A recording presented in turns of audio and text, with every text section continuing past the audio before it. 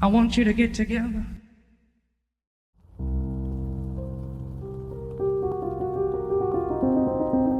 And this focused ambition that comes with the sense of self-importance, it brings people from kind of average talented artists to world stage.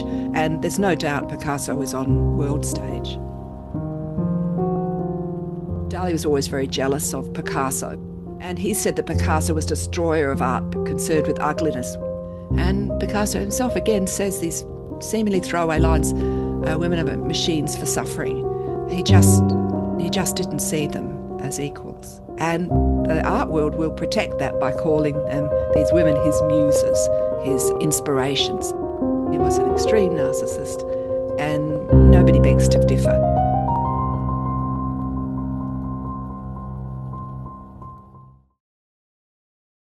All right, well, today we're looking at Picasso, Pablo Picasso, and in one way, I mean, there's undoubtedly the most famous artist of the 20th century. And I mean, given that he has been popular for a very, very long time, his star might be fading to sort of younger generations. I don't know, perhaps, the art has kind of moved into other directions since then, but incredibly important and powerful artist who I want to look at for um, sort of for interesting areas that may not be so well known about him. There's no artist, I think, that has been more written about than Picasso, or has had more solo exhibitions than Picasso that continue to this day. So I think we really need to look at Picasso, and we probably will end up in going into some interesting tangents that tell us about perhaps about the art world in general and how the art world works. Um, One of the things that seem to get a bit recurrently in the comments on the other two presentations that I've done is that I'm criticizing artists and saying they have no talent. I'm definitely not saying they are untalented, and I'm sure we'd agree that their aesthetic skills, their drawing skills, etc., are fabulous. And as we'll talk about in other presentations, that's not necessarily, I mean, great skills and great talent as an artist is not enough to succeed in the art world. And we'll talk about that in two presentations' time because, and we probably between us know a lot of people. I've been teaching for about 30 years and I've come across extremely talented artists who just don't end up getting very far. And there are just so many uh, other purposes, other reasons at play besides the talent of the artist. But I get a little bit tired of the fact that by criticising or by opening debate about an artist, that I'm challenging their skill level. I mean, that's kind of the least of it, I think. Oh, Um, absolutely. but, so looking at Picasso, he knew he was famous. I mean, he was famous in his lifetime, famous early on in his lifetime, and his fame has accrued and continues to this day. And for him, he was always conscious that his fame meant uh, notoriety, meant sales, meant influence, meant celebration. He really sought those things out. There was none of this shying away. There's none of this accidental, extremely ambitious artist right from the beginning. And charismatic person, there's no doubt. He carried a lot of charisma and very prolific. I don't know that there is another artist who has produced so many artworks. The numbers vary depending how they're counted, but 50,000 or so artworks that have come up in auctions and so on. 13,500 paintings to date, about 4,000 solo exhibitions around the world, and with it still garner huge crowds. And there are now 3 museums specifically dedicated to Picasso, the main one being in Paris. He's undoubtedly worth an enormous amount that's increasing in the secondary market, or what we call the auction house market, tertiary market. So his artworks change hands for considerable sums. And if we sort of estimated at his death, his estate was worth, $500 million to $1 billion is probably even conservative looking back. Just some of the recent artwork sales are enormous. And the reason we spend even any time at all talking about his estate is that he left no will and there was, I don't know, perhaps it was 6 years, 10-year legal uh, um issues going on between his many children about their inheritance. So his estate was a sort of subject of contention, as are the continuing value of his artworks. Most of his poor children didn't get very much from Picasso, really, except these artworks, I would say. The other thing is, of course, he's Picasso as being, in a sense, people use the word pet, he should be cancelled because his womanizing, his misogyny, his cruelty to women is notorious and is unchallenged, actually. There's nobody, not his partners, his lovers, his children, his friends, his dealers, his servants. Nobody would disagree. He was a really horrible man. I mean, Mm. really, really difficult, really could be extremely charming, but it was completely disloyal and cruel and really, we've got to get on with this in a minute about just his treatment, his particular for his wives. So in the Me Too generation, I mean, he's really a very, very big fish. But let's think Mm. about this. What does it mean to cancel Picasso? I mean, he's dead. We can't kind of say, well, he'll never work in this town again. He's kind of, it's a bit too late for that. But the Mm. point is this reassessment of, the artist against the artwork is being brought to the fore. And I guess where people will stand now is they'll say, well, okay, he was difficult. He was a genius. You allow him this, this license because he was a genius. And, I think there's something else going on. And what my argument has always been in the other presentations as well as this one is that we want to read the artwork for the message, for the clues. And that's what art history, what visual analysis is all about. And we want to look at that. And I don't think as many people have as should have been when they're talking about these issues around his personality.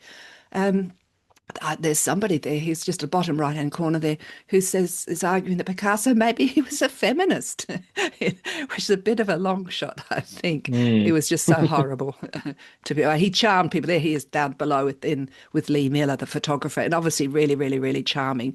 But I mean, she was not especially close with him. Hannah Gadsby, I don't know if she's made her way in fame to the UK. Is that a name you're familiar with in the UK, Hannah Gadsby? It's not for me personally, no. No, yeah, but she's very, very big in Australia and I think America. I think she had quite an audience in America. A gay woman, quite outspoken. I think her performances are somewhere between, well, pathos and comedy. I think she has challenged a lot of interesting things about what is comedy and what does comedy mean. But she trained as in art history. She studied and has a degree in art history, and she was very openly critical of Picasso in the way that we just admire someone who is so horrific to the women around him. And she actually got to curate an exhibition at the Brooklyn Museum a couple of years ago, which was not very successful, I might say. But anyway, it's just somebody it's sort of very current in a sense in that it sort of made waves and brought to the attention of a wider audience this debate about what do we do about Picasso. So Annie Leibovitz, the famous portrait photographer, Rolling Stone, etc., has obviously positioned her as one of Picasso's from his blue period there. I don't think it would have quite done for him for Annie Leibovitz to present her as one of the Cubist weeping women. That would have been a bit undercutting her message. So Picasso said things like, there are only two kinds of women, goddesses and doormats. And they sound like throwaway lines, but he kind of meant it, I think. I think why should we deny that he meant just that he treated women as absolutely, idolized. And this is the thing about domestic violence is that we often ask, why do women stay so long? Is because there are many reasons, of course, but one of them can be that women are treated, you're the only woman in the world. You're my, you're my muse, you're my goddess, you're wonderful. And then the next minute is literally emotional abuse, physical abuse, um, or torture, really, emotional torture, and physical harm. Um, the people who are speaking out recently, there have been a number of new documentaries about Picasso because the heirs to his estate have now that those issues, those legal issues have been settled, but they include people like Paloma Picasso and I've just gone blank on her name, the granddaughter of Marie Therese. Uh, so what was it now? So these people who have a great interest in keeping his name and his, in particular, his financial status alive. I mean, he was their father and grandfather. I say that they had some nice experiences as children, but they did not have very good experiences growing up Mm. beyond that. And a lot of the people, of course, they'll choose to speak in these documentaries are women. So, the whole, putting forward the idea that he was actually somehow, we could actually see strong women associated with Picasso and surviving, which is, I think, a bit of a myth. Um, this is the kind of way the artworks, gain in value. Just as an example, quite a famous one, The Dream, Le Rêve, which was bought initially in 1941 by some collectors, soon becomes an object of investment, hedge funds, etc. And Mm. 1997, 2001. This one's just an interesting one because Steve Cohen uh, wanted to buy this work from Steve Wynn, who's a Las Vegas casino millionaire, squillionaire. Um, and as they were making the transaction, he accidentally put his elbow, his elbow through the painting. So suddenly the deal, was stopped. The painting had to be Oh, wow. conserved and then resold. And eventually Steve Cohen did buy the artwork. But I don't know. It kind of just, these things are treated as objects of investment. And as we know, money laundering, it's a very popular area for money laundering because you can legitimize money from ill-gotten gains. Hmm. And I understand that in the cryptocurrencies, it's a great way for people to realize, these auction houses now take Bitcoin, can realize this, illusory money. Interesting. Yeah. So this was just about some of the inheritance, a scandal on the left there, and um, I can't impress enough. I mean, in one way we sort of think, well, as an art lover, what do I care about these people making these silly investments? But it's kind of mad. There are people who are hedge fund managers for Picasso artworks where someone will own a 25th of a Picasso. That will be their investment. They never see the painting in person. They never enjoy the artwork. They're not collectors. They just own a piece of Picasso, which Mm. becomes a piece of property. So I suppose Picasso is like Um, a money launderer's dream then, in a way. I suppose you could yeah, work yeah, intimately with because he's him. solid. Well, you could say to Yeah. him, "Could you paint something for me that I can use to launder this money with?" And maybe you get a cut of it. But as speculation on my behalf, I can see that legitimately Well, happening in the realm of art. yeah. Yeah, he was notoriously tight with money himself. I mean, he made a lot of money, but he did from time to time give people an artwork instead of payment. And so he saw his artwork as, I don't know whether commodity is the right word, but Mm. as an investment piece. Um, but yeah, they keep breaking records. 2023, the most valuable, you know, artwork that year. Um, but all of these objections that we have about Picasso's misogyny really haven't heard. I haven't got the slideshow, how have I?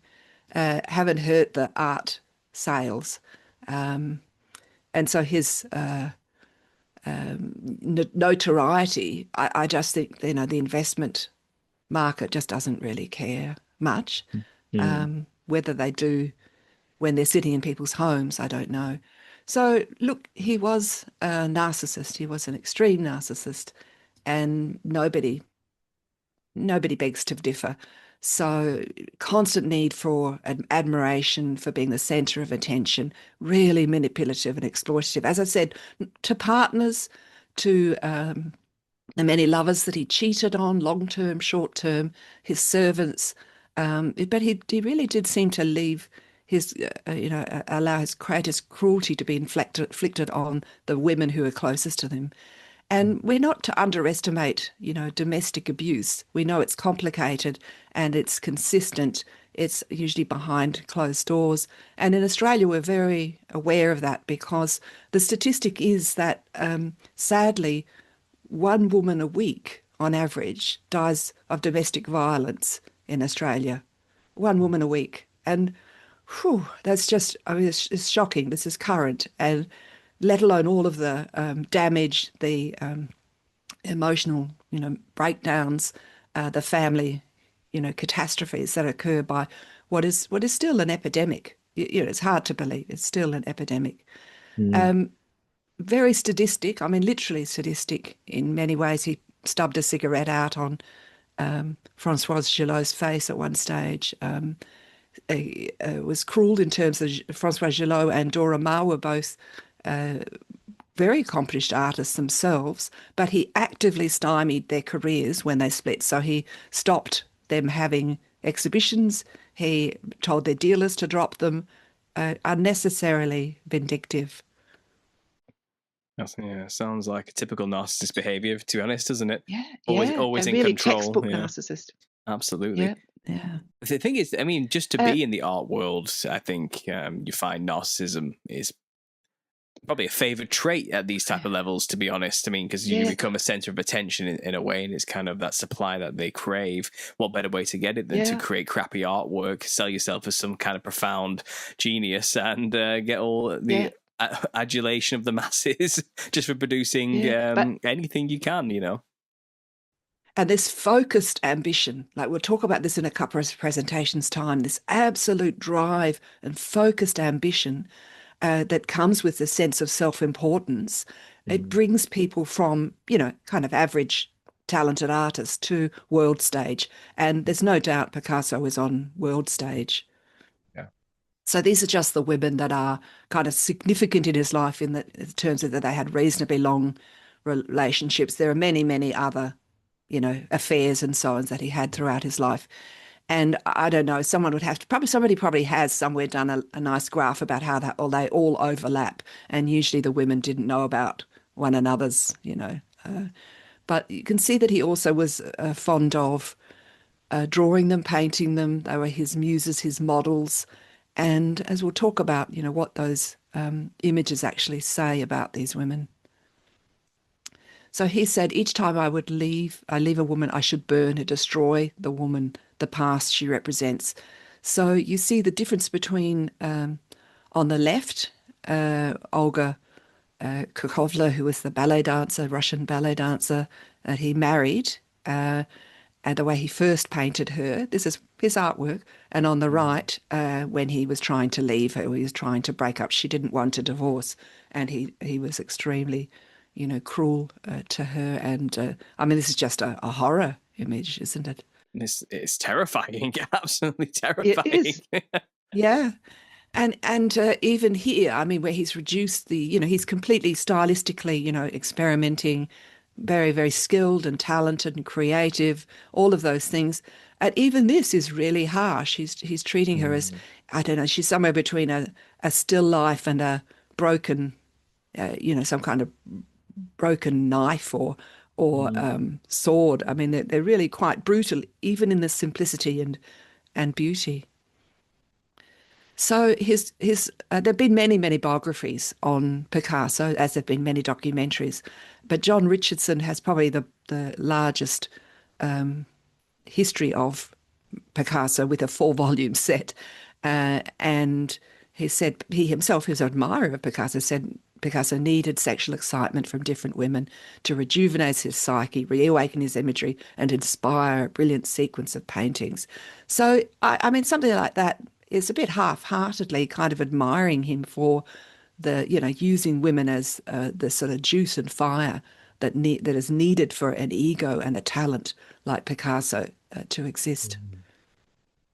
And Picasso himself again says these seemingly throwaway lines, women are machines for suffering. He just didn't see them as equals. That is a dramatic phrase, isn't it? Yeah.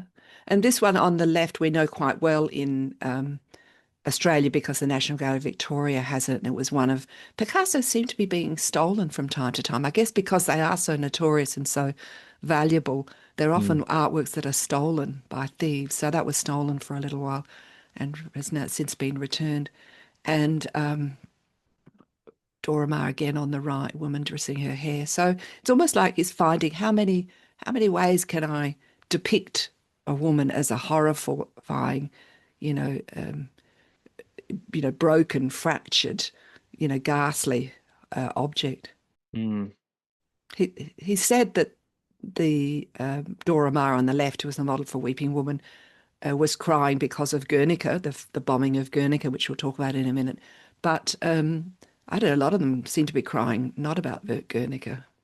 It doesn't seem like it. So Marina Picasso, his granddaughter, is very, very outspoken against him and has donated all of the money from her, as far as I know, from her ownership of artworks, has donated them to various charities. I don't think she wants to live with any of the paintings. Picasso submitted them to his animal sexuality, tamed them, bewitched them, ingested them, crushed them. And after he'd spent many nights extracting their essence, they were bled dry, he'd dispose of them. I mean, he just got tired and bored with these women. Mm. And Hemingway, who was a colleague of Picasso, again, sort of Picasso only thinks the women are to sleep with or to paint. Again, not necessarily criticising for that, just as if saying that his genius demanded that. And, still to this day, I mean, they are caricatures. I don't think we look enough at these paintings as, we look at their colour and, very attractive usually. I mean, if not, challenging sometimes colour ranges and skillful use of space and all the things, but they are, always extremely sexualised and brutalised female figures. So Kate Blanchett recently speaking out about don't cancel great artists just because of their personal foibles, which I think is a bit limp. Foibles is a bit more. I mean, he was outright abusive. I mean, he was doing things that were illegal, that are illegal now and were illegal then, but he was getting away with. So I think this is a bit a bit slim for her to say something like this. My guess is she owns at least one Picasso. She owns a lot of artwork and is making a gallery in Suffolk, I understand. Sounds about right, doesn't it? Yeah. I do like this as a cartoon. Hello, my eyes are over here. I think that's kind of anyway, that's quite a clever Paul Note cartoon. So, we use this word, I hate this word, muses, I hate this, as if they didn't have their own lives to lead, their own interests, their own ups and downs, their own interior life, all of these things. They were really just useful to Picasso.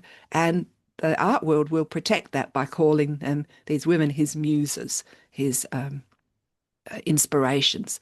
And, as a collection, they are really, really frightening. So it's not like he went through a bad phase or did a few. He did this over his lifetime for a good, 70 years of depicting women like this.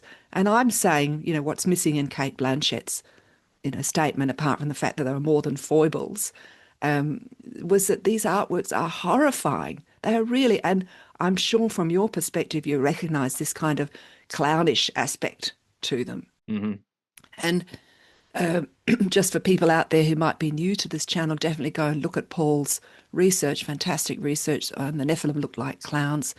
And looking on the left, there are a lot of African, other tribal artworks that we'll see, we'll discuss in a minute about Picasso collecting. But these kind of figures, which were obviously had an influence on the way Picasso was depicting women, and not really talked about enough. You'd be surprised. I mean, we know Picasso collected African, particularly African art, masks and figures, but nobody sort of says, "Hey, hang on, why is he depicting the women in this way?" So these are literally from his collection. These are literally objects he.